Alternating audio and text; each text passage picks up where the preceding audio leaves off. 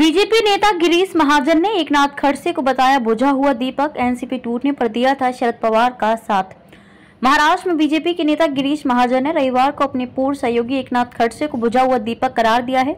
ये टिप्पणी एकनाथ खड़से की इस घोषणा के बीच आई है कि वे बीजेपी में वापस जा रहे हैं, जिसे उन्होंने अविभाजित राष्ट्रवादी कांग्रेस पार्टी एनसीपी में शामिल होने से पहले 2020 में छोड़ दिया था।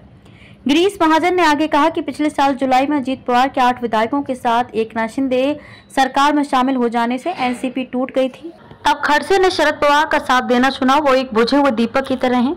एक ग्राम पंचायत भी उनके हाथ में नहीं है। बीजेपी नेता ने एकनाथ खड़से पर निशाना साधते हुए कहा कि वे एक बैंक को नियंत्रित करते थे, लेकिन निदेशक मंडल भी बदल गया और नए बोर्ड सदस्य तक उनकी बात नहीं सुनते हैं, तो उनके फैसलों को इतना महत्वपूर्ण क्यों बनाया जाए। गिरीश महाजन ने मीडिया से बातचीत के दौरान कहा कि एकनाथ खड़से की पत्नी और बेटी पहले भी चुनाव हार चुकी है, जो जलगांव जिले में खड़से के कट्टर प्रतिद्वंदी रहे हैं। महाराष्ट्र विधानसभा में रह चुके हैं विपक्ष के नेता। गिरीश महाजन ने कहा कि संयोग से खड़से 2009-2014 के बीच विधानसभा में विपक्ष के नेता थे, मुख्यमंत्री पद के दावेदार थे, जब बीजेपी ने 2014 के विधानसभा चुनाव में 120 सीटें जीती थी। हालांकि उन्हें देवेंद्र फडणवीस ने हराकर शीर्ष पद हासिल किया।